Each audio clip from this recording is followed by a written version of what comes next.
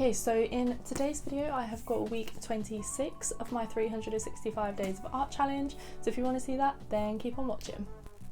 Okay, so the first one that I started with this week was basically putting some patterns and stuff on these flowers, but since I started doing this book, every time I've looked at it all I've kind of seen is like imagined like line work over the top of it rather than patterns or anything like that.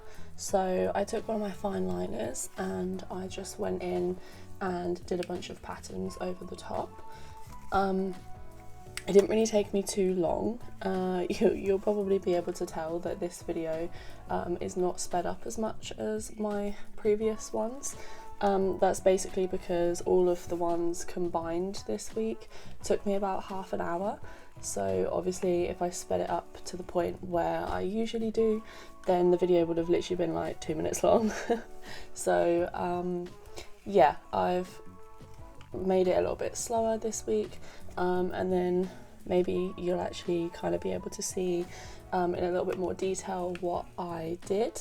But yeah, obviously as you can see I just kind of tried to do some different patterns over these flowers. I did kind of run out of ideas a little bit because I kind of wanted to keep it like along with the shape of the flowers and not really deviate too far from that.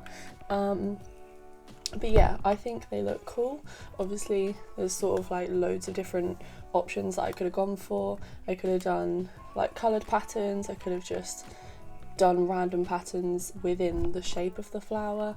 I could have really done anything obviously, but this was just what I decided to do, and yeah, that was what I thought would look cool.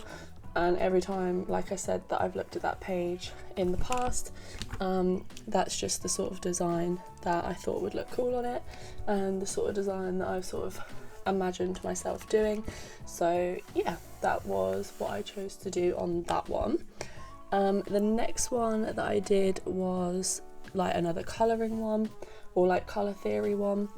So obviously as you can see I used my zebra fine liners on this one rather than pencils or watercolour or anything like that.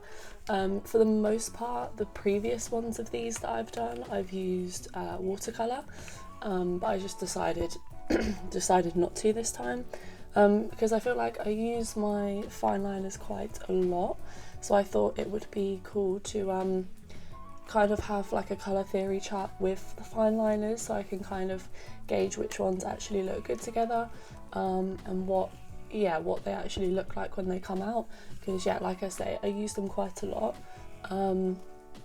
so I thought it would be quite a useful tool to have for when I'm sort of using them in the future. I could sort of refer back to this page and find some sort of like complementary colours and that sort of thing. I mean, I know there's not like 1,000,001 of these different fine liners, but there's definitely a few different ones and they definitely look different when they actually come out of the pen. So yeah, I thought this would be quite a useful tool to have. And yeah, I'm also just gonna say that I'm getting ready for work while I'm doing this voiceover, so yeah, if you can hear me like brushing my hair and stuff like that, I'm literally straightening my hair and getting ready for work, so that is why. But yeah, I kind of ran out of time to edit and voice over this video this week, so this is literally the only time that I've had to be able to actually do my voiceover. So yeah, I've literally just had to do it whilst I'm getting ready for work, and even now that I'm doing it while I'm getting ready for work, I'm not even sure if I'm going to have enough time to finish it. But yeah, anyway, so yeah, if you hear anything in the background, that is what it is. Apologies if it's really annoying, but yeah. So the next one that I did, third one this week, was another calligraphy one. As you can see, I just kind of get those over and done with as quick as I possibly can because I'm not really that bothered by them, and yeah, they're kind of just quick and easy ones to do when you just have sort of like a day when you're quite busy, or you know, you don't really have a lot of time, or you just want to get one done. The calligraphy ones are always a good one to go for. But I am not really that fussed by them, like I said.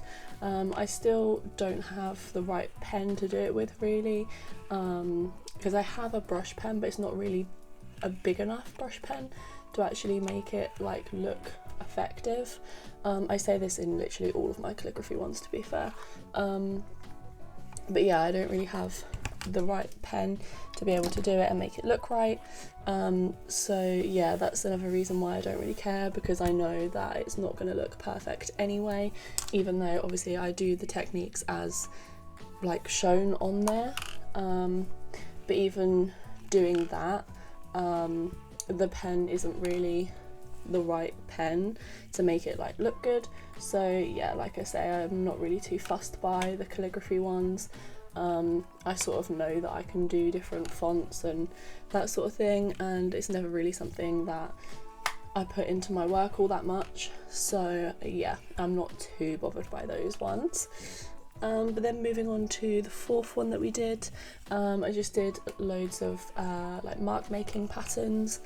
So as you can see, each square has a different pattern in it, but again with this one I think I kind of ran out of ideas for different patterns at some point, so I did kind of start repeating them.